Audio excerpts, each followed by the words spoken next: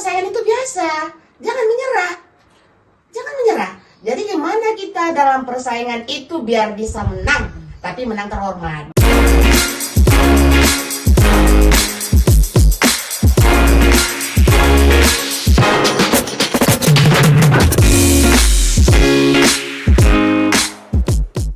Assalamualaikum warahmatullahi wabarakatuh. Hai semua para Al Husna Space. Perkenalkan saya Gina Lestari Harahap. Selamat datang di podcast Al Husna Course Padang Sidimpuan. Ini adalah episode pertama kita. Karena ini episode pertama, kita spesial mengundang satu sosok yang sangat dekat dengan Al Husna dan sangat berpengaruh di belakang layar Al Husna Course Padang Sidimpuan. Kita akan sama-sama mendengarkan cerita menarik dari beliau dan pastinya itu sangat inspiratif, dan kita akan mengulas beberapa fakta unik dan menarik dari beliau, bahkan dari Al Husna Course itu sendiri. Oke, para Al Husna Space, sekarang sudah bersama kita yang kita bangga-banggakan, Ibu Yayasan ataupun Ibu Founder Al Husna Course Padang Sidimpuan, Ibu Yusnidar Siregar SPD. Halo Ibu, apa kabar? Insya Allah kabar baik. Oh iya Bu, Alhamdulillah. apa yang menarik belakangan ini? Ibu ini belakangan ini lagi sibuk ngapain aja sih? Kita ya, alhamdulillahirrahmanirrahim, kita melihat perkembangan di Al Husna, walaupun di bimbel, di TK, di Tokong, mudah-mudahan berkembang baik. Saya sangat bersyukur sekali. Itu semuanya karena ridho Allah Subhanahu Wa Taala. Saya dapat spill dikit-dikit kalau Ibu ini dulunya pensiunan dari seorang guru ya Bu ya? Iya, pertanyaan saya selama bekerja sebagai seorang guru, dan yang saya ketahui Ibu ini mengajar di SMA 2 Padang Sidimpuan ya Bu ya? Pengalaman apa saja sih Bu yang Ibu dapatkan selama perjalanan karir Ibu sejauh ini? Gini ya, selama kita mengajar, Ibu paham loh, paham kalau sebenarnya anak itu bukan hanya anak yang kita lahirkan, tapi memang anak yang kita didik yang kemudian menjadi anak kita sendiri. Pengalaman Ibu sendiri ya, banyak anak-anak Ibu yang anak didik yang kemudian menjelma menjadi anak saya yang menganggap saya sebagai ibunya. Di rumah sakit mereka mengurus saya, di mana-mana ketemu, mudah-mudahan sangat peduli dengan saya. Jadi saya sangat bangga menjadi seorang guru karena anak-anak saya jadi banyak sekali. Nah, ketika Ibu bilang bahwa anak didik itu bisa terasa seperti anak kandung ya Bu ya? Iya. Ada nggak sih pernah Ibu dengar dari anak kandung Ibu sendiri merasa cemburu dengan status yang seperti itu? Tidak, sepertinya malah mereka bangga kalau kita ceritakan. Misalnya Bang Mirhan, Bang Ardiansa, Bang Reja, semua mereka malah bangga. Mak, teleponlah dulu Bang Mirhan, Mak telepon. Gitu mereka. Jadi mereka juga menganggap sebagai saudara gitu. Jadi selama Ibu berkarir di dunia pendidikan, Ibu mengabdi di sana itu berapa lama Bu? Lebih kurang selama 33 tahun. 33 Iya, tahun ya? 33 tahun. Bagaimana sih kira-kira perjalanan Ibu sampai bisa di titik ini selama 33 tahun ya Bu? Selama 33 tahun itu ya banyak sih pengalaman yang pahit, yang manis, yang susah, yang keras, benturan, semua. Campuran ya. Iya, tapi semuanya kita kembalikan kepada Allah Subhanahu Wa Taala dan mudah-mudahan semuanya ada solusinya. Kemudian ya saya merasa dapat dukungan dari semua pihak, dari keluarga saya, dari suami saya, dari anak-anak saya, sehingga saya semakin optimis untuk maju. Selama 33 tahun perjalanan Ibu di dunia pendidikan ini, tentunya banyak generasi ke generasi yang Ibu hadapi. Apa aja tantangan yang Ibu hadapi selama berkaprah di dunia pendidikan, yang bahkan kita tahu setiap generasinya itu perilaku ataupun attitude siswanya itu berbeda-beda ya Bu ya? Iya. Pengalaman begini, kita selama 33 tahun itu saya sangat amat kagum pada seorang kepala sekolah saya yang namanya Pak Almarhum Suhaimi. Dia menekankan sekali pada waktu itu kalau di SMA 2 itu memang pendidikan agama itu, rohis itu kuat. Jadi selama rohis itu di SMA 2 dapat jam pelajaran loh. Di hari Jumat 2 jam terakhir itu tidak ada jam pelajaran. Di SMA 2 Negeri Padang Sidimpuan itu ada jam rohis tertentu. Jadi pada masa Pak Suhaimi menjadi kepala sekolah almarhum, anak-anak yang dididik secara agama itu bukan hanya Islam saja ya, yang agama Kristen yang Rokris, yang agama Buddha Rokbud. Mudah-mudahan ya anak-anak yang dididik dari agama itu luar biasa. Mereka itu memang santun, mereka itu mudah diarahkan, peduli, dan memang semangat untuk belajarnya juga kuat. Jadi toleransinya di sana besar ya Bu? Iya. Berarti nggak condong ke satu agama saja ya? Enggak. Walaupun dia sekolah negeri, berarti tetap mereka mendapatkan tetap dibimbing. ilmu Tetap agama di iya, sana betul. ya? Ini saya bandingkan dengan sesudah Pak Suhaimi berubah, nggak ada meninggal, udah nggak ada rohis aktif. Memang perilaku anak-anak pun betul ya. Kalau memang sebenarnya agama itu sangat memberi bentuk dan warna kepada pendidikan anak. Apalagi yang terakhir saya mau pensiun. Waduh, ampun, ya kayak mana perilaku anak-anak itu udah kadang kita istighfar banyak-banyak lah. Nah itu pengalaman saya. Selain Bapak almarhum Bapak kepala sekolahnya di SMA Negeri 2, siapa lagi Bu yang menjadi ataupun tokoh-tokoh terbesar yang bisa melindungi Ibu ataupun mensupport Ibu sampai sejauh ini? Oh, ya selain daripada Pak Suhaimi ada almarhum Pak Derajat loh. Pak Derajat itu memang dia alumni SMA 2. Kemudian ada Bapak Arifin Aswar. Arifin Aswar sebelumnya menggantikan Pak Suhaimi yang meninggal. Yang terakhir saya memang kagum dengan almarhum Bapak Derajat. Dia berusaha mungkin pengalaman waktu dia sekolah, dia berusaha lagi membawa SMA 2 itu ke nuansa keagamaan. Kemudian dia membawa SMA 2 di Jumat Berkah. Di Jumat Berkah itu dengan kategori setiap Jumat itu ada pengajian Yasin, kadang ada pemanggil ustadz, sekali 2 minggu ada memanggil ustadz, kemudian ada Jumat Berkah itu ada impak yang dipergunakan kemudian untuk kepentingan mereka, misalnya untuk buka puasa, untuk beli tenda pengajian mereka. Tapi terakhir Pak Derajat Daulae dipindahkan ke Penyambungan dan meninggal dunia. Sampai sekarang udah nggak ketemu lagi lah. Udah. Berarti setelah pensiun masih ada ya Bu rasa ingin mengabdi masih, sekolah ya kan? Masih teringat, oh pada masa bapak kayak gini, pada masa bapak kayak gini ya gitu dia. Jadi memang kayak mana ya? Betul kata orang itu, kenangan-kenangan buat orang-orang tertentu itu banyak yang nggak bisa diambil.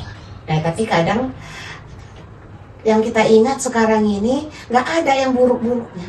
Sesudah kita pensiun dengan almarhum tadi, nggak ada loh sedikit pun kita teringat terhadap oh bapak ini udah pernah enggak. Semua yang kita ingat itu adalah kebaikan-kebaikannya. Menarik sekali ya Bu ya. Iya. Oke, para Al Husna Space. Nah, di balik kisah inspiratif yang Ibu Yusnida sampaikan, tidak ada yang tidak mungkin bahwa ibu ini juga bisa sebagai support system dalam membangun dunia pendidikan ke yang lebih baru lagi, yang lebih baik lagi ke depannya. Nah, seperti yang kita ketahui ya Bu, di sini kita memiliki yayasan yang kita bangga-banggakan dan salah satu generasi pendidikan yang dibutuhkan oleh masyarakat ataupun anak-anak ataupun semua adik-adik kita yang membutuhkan ilmu itu. Sekarang kan seperti yang kita ketahui, ilmu itu harus up to date. Kita nggak boleh keterbelakangan. Nah, jadi kita juga berharap bahwa semua masyarakat percaya dengan Al Husna Course ini ya kan Bu. Nah, bagaimana Ibu bisa mendorong Miss Dita dan Sir Wildan selaku pengemban amanah di Al Husna Course ini, bagaimana Ibu mendorong mereka agar tetap bisa bertarung di dunia pendidikan, khususnya Al Husna Course yang kita cintai? Dulu ya, semasa Al Husna mau didirikan, kita mulai dari nol loh. Ya, mulai dari nol. Yang sekarang pun sih belum apa-apa kali ya. Kalau dibandingkan dengan Al Husna pada zaman dahulu, bagaimana ayahnya berusaha untuk mengurus yayasannya, kita pernah punya mimpi, kita pernah punya niat untuk mendirikan sekolah. Sekolah yang betul-betul nanti ada warna tertentu yang di sekolah itu. Ada warna tertentu yang mungkin ya, kalau memang kita belajar katanya langsung kita hadapkan kepada anak, di mana kata mulai dari prosesnya. Kalau kita misalnya ingin melihat sesuatu, memang kalau bisa langsung tidak melalui foto. Itu yang kita harapkan pada zaman dahulu. Bagaimana sistem belajar bermain, sistem belajar outbound, dan itu memang sekarang ini kita terapkan sedikit-sedikit mini-mininya di TK Al Husna. Mereka itu sering ke peternakan, sering ke masjid-masjid untuk sholat, memperkenalkan kepada anak didik TK mulai dari dini bagaimana belajar yang menyenangkan. Mereka pergi ke pasar untuk belanja, mempelajari bagaimana kehidupan masyarakat ini. Jadi kalau sebenarnya mimpi itu sangat amat tinggi ya. Dan tapi kita berharap Allah Subhanahu wa taala ridho agar kita bisa menggapai mimpi itu. Jadi kan Bu, seperti yang Ibu bilang, para peserta didik kita itu kita suguhkan langsung dengan ini loh nyatanya, ini realnya gitu kan Bu. Betul. Jadi tolak ukur kesuksesan itu menurut Ibu dengan cara memberikan yang nyatanya kah kepada mereka atau gimana? Atau ada nggak rencana ke depannya itu seperti apa lagi? Kalau sebenarnya ya kita berharap pembelajaran Al-Husna itu memang pembelajaran alam ya. Selain pembelajaran laboratorium, pembelajaran alam memang pembelajaran yang menyenangkan lah, yang tidak membuat siswa bosan, yang memang tidak angan-angan, tidak boleh sih berimajinasi, tapi dia kemudian menemukan fakta, menemukan kebenaran. Oh, ini yang dibilang guru saya tadi. Oh, kalau memang kita belajar kacamata ada beberapa macam. Oh, saya coba dulu. Oh, ini berarti kalau pakai kacamata ini hurufnya jadi besar. Kalau pakai kacamata ini berarti saya gelap. Itu misalnya.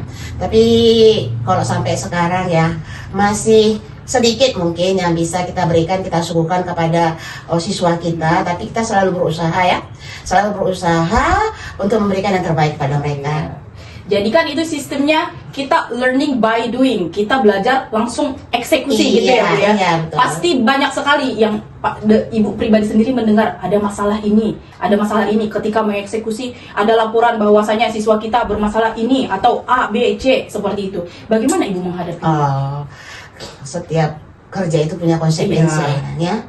Kadang dari siswa, kadang dari orang tua. Umumnya ada orang tua yang banyak protes karena dia tidak paham, ya kan? Kadang dari gurunya, kadang dari masyarakatnya. Saya yakin kalau memang konsekuensi kerja itu harus ada. Tanpa ada kontrol, kita juga kebablasan loh. Iya, nggak boleh, nggak ada kontrol dari siswa, dari orang tua.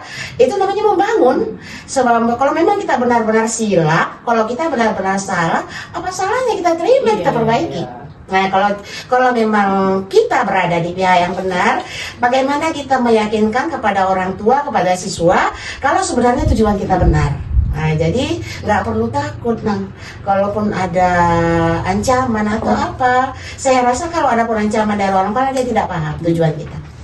At least yang Ibu bilang ini itu sebagai kritik yang diberikan orang itu sebagai penyemangat untuk kita lah ya Bu, ke depannya. Iya, betul. Nah, ini berkaitan dengan latar belakang Ibu yang dulunya adalah seorang guru dan 33 tahun mengabdi. Kira-kira sejauh ini ada nggak sih Bu teman-teman Ibu yang menganggap sepele, menganggap sebelah mata dengan yayasan kita ini? Pasti ada ya Bu. Pasti ada. Karena nggak semua loh orang menganggap kita baik. Apalagi yang keluarganya punya bimbel, pasti merasa menganggap, oh datang lagi bimbel yang lain, saingan iya, pasti punya saingan. Nah, gimana dia menunjukkan kalau bimbel keluarganya lebih baik daripada bimbel kita. Nah, itu jadi berusaha aja dengan cara apapun, mungkin kadang dengan cara yang kurang bagus, tapi kita nggak masalah selama kita berada di posisi yang benar, di posisi yang bagus, ya kita usahakan kita menjual yang terbagus. Ya, kalau memang ada anggapan saya itu punya saingan, ya biasa lo bersaing, kan? Gimana kita biar menjadi pemenang? Itu kuncinya. Ya, dalam persaingan itu biasa, jangan menyerah. Jadi gimana kita dalam persaingan itu biar bisa menang, tapi menang terhormat. Bukan menang tipu-tipu ya.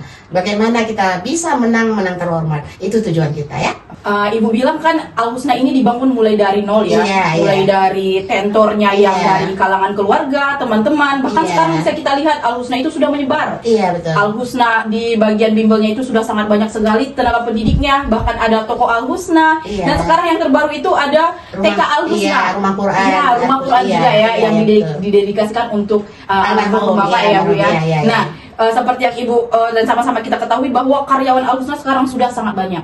Nah, pesan Ibu untuk para karyawan apa sih dan apa aja yang Ibu harapkan dari mereka semuanya yang berkecimpung di Al-Husna ini? Saya sangat berharap biar anak-anak kami yang di TK Al-Husna, tentornya, karyawannya, tenaga pendidik dan kependidikannya, semuanya yang terkait, baik itu di toko Al-Husna, di rumah Quran Al-Husna, janganlah bosan membersamai kami ya. Kita sama-sama mencoba untuk berbuat sesuatu untuk kehidupan ini, untuk manusia, ya. Karena bagaimanapun mungkin sekarang kita belum bisa berbuat seperti apa yang kita cita-citakan. Karena kita beranggapan, kita kemaunya kita itu nanti seluruh yang terkait di TK Al-Husna itu bisa kehidupannya sejahtera. Tapi mungkin sekarang belum bisa kita wujudkan, ya. Kita berharap sekali nanti mulai dari tokoh yang paling kecil, pendukung-pendukung Al-Husna itu memang merasakan kalau di Al-Husna itu memang mereka diperhatikan, sehingga keluarganya juga mendukung dengan apa yang diterimanya di Al-Husna. Kita tidak bosan berdoa, ya Rob, kasih kami rezeki biar bisa kami memperbaiki dan berbuat untuk para pendukung Al-Husna ini. Karena tanpa mereka kami tidak bisa, ya. Tanpa kalian semua kami tidak bisa, kami tidak siapa-siapa. Kenapa Al-Husna bisa bertahan? Karena ada kalian. Kalau nggak ada kalian, saya yakin Al-Husna tidak jadi apa-apa. Itu ya, saya rasa tentang Al-Husna. Oke, sedikit mengharukan ya Bu ya. Iya.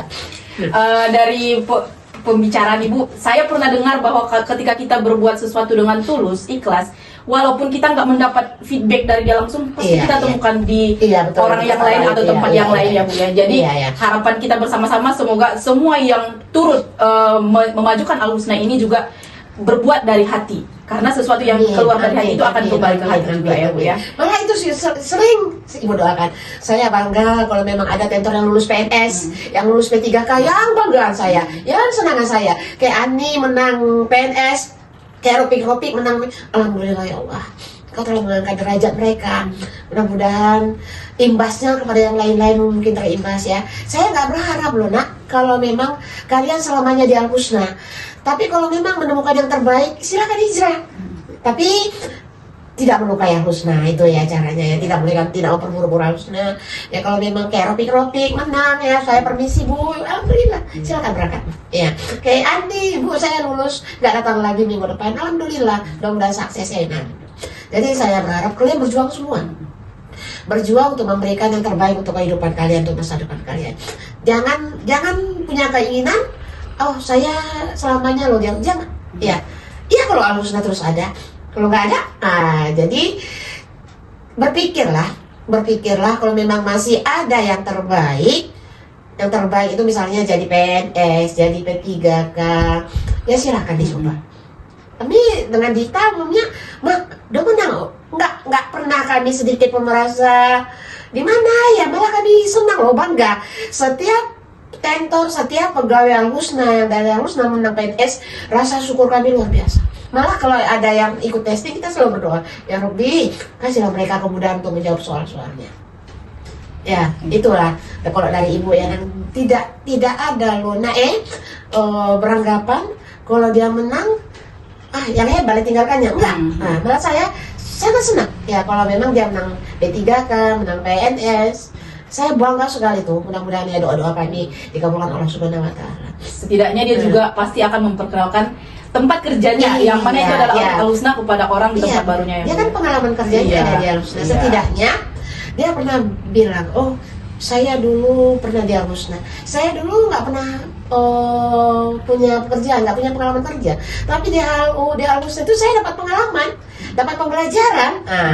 Itu makanya setiap waktu juga kita berusaha untuk meningkatkan kualitas tentor dan guru-guru dia. Biar lebih tinggi dia kualitas mereka. Menarik sekali ya Bu ya. Nah sekarang untuk para orang tua di luar sana, para Al-Husna Space, menurut Ibu kenapa mereka semua itu harus memilih Al-Husna? Oh mungkin gini, karena Al-Husna itu kan setiap pembelajaran bisa ditontonnya. Iya. Dia melihat anaknya mengerjakan soal, dia melihat anaknya bahagia, ketawa-ketawa, dia melihat anaknya ceria. Mungkin karena pembelajaran di Al-Husna ceria, mungkin dia punya adik akan, oh kita dibimbing di Al-Husna karena abangku di sana.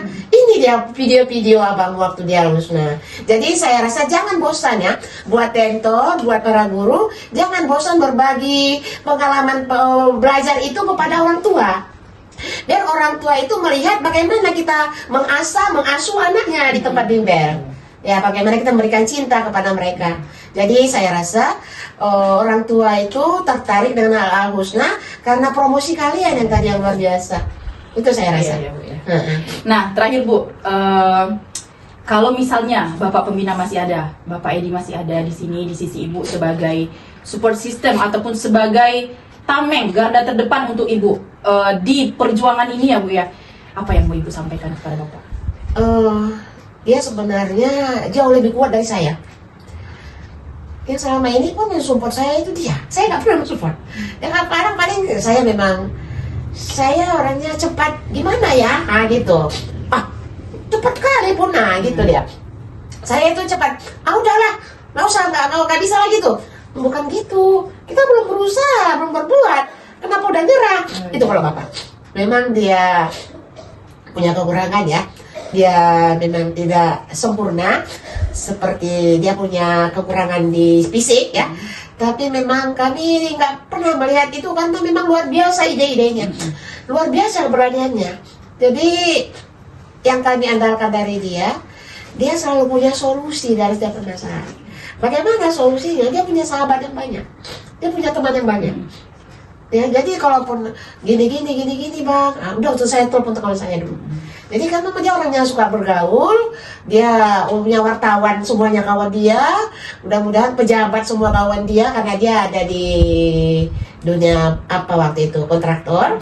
Memang dia ada duit pada waktu itu, jadi mungkin umumnya ya duit itu bisa menambah persahabatannya. Jadi untuk menambah persahabatan kita juga berusaha agar kita punya duit dan bisa memberikan sesuatu pertolongan buat sahabat kita ya. Umumnya ya kalau Bapak masih hidup ya, dia memang kalau masih punya duit suka berbagi. Itu yang saya apakan. Jadi seandainya dia masih ada, yang saya akan katakan pada dia, bang, kita belum mampu seperti yang kita tuju, kita masih ngontrak, kita belum punya gedung, kita belum punya lahan. Apa kata dia itu? Kalau selama ini saya bilang, kita masih ngontrak, gedung kita juga nggak ada. Kayak mana itu? Apa kata dia? Yang punya gedung juga bisa tutup kok. Itu kata dia. Yang punya lahan juga bisa nggak maju kok. Ya apa salahnya kita ngontrak selama orang percaya sama kita. Itu kata dia. Tapi saya yakin apapun yang diperbuat kita, Wildan, anak-anak kami, Kiki, Puput, dia akan pasti bahagia di sana. Apalagi mudah-mudahan ada rumah Quran yang khusus untuk dia, yang karena amal ibadah itu kata kita itu ayah saya.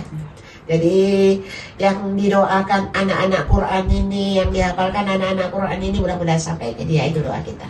Ya. Jadi bukan saya. Kalau pun Bapak masih hidup, saya yakin bukan saya yang akan memotivasi dia, pasti dia yang memotivasi kami. Nah, saya karena mungkin kalian nggak kenal sosok dia orangnya kalau aku cerita sama kalian, walaupun kalian udah sesak, nggak bisa ninggalkan dia. Itulah kuncinya. Saking asiknya cerita dengan dia. Dia banyak sekali bisa membuka inspirasi orang. Jadi kita berharap ya, kalian semua yang ada di Al-Husna, yang menjadi keluarga besar kita Al-Husna, semuanya sukses, semuanya sehat, punya keluarga yang bagus. Mudah-mudahan di kemudian hari Al-Husna bisa lebih jaya lagi. Itu doa kita ya. Oke, terima kasih Bu untuk pembicaraan hari ini, sangat menarik, bahkan ada bagian yang mengharukan. Iya. Ya kalau saya cerita dengan Bapak pasti gitu ya, Kak tertahan. Oke, ya. Sebelum kita tutup podcast kita kali ini, ayo sama-sama kita sebutkan jargonnya Al-Husna. Padang Sidimpuan cerdas bersama Al-Husna. Oke, ya. 1, 2, 3. Padang Sidimpuan cerdas bersama Al-Husna. Sampai jumpa di video selanjutnya. Oke, para Al-Husna Space, terima kasih sudah mendengarkan podcast ini sampai akhir. Jangan lupa untuk subscribe semua platform sosial media Al-Husna, di YouTube Al-Husna Course, di Instagram Al-Husna_Course, di Facebook Al-Husna Course, dan di TikTok Al-Husna Course. Sampai jumpa di episode selanjutnya. Bye-bye. Assalamualaikum warahmatullahi wabarakatuh.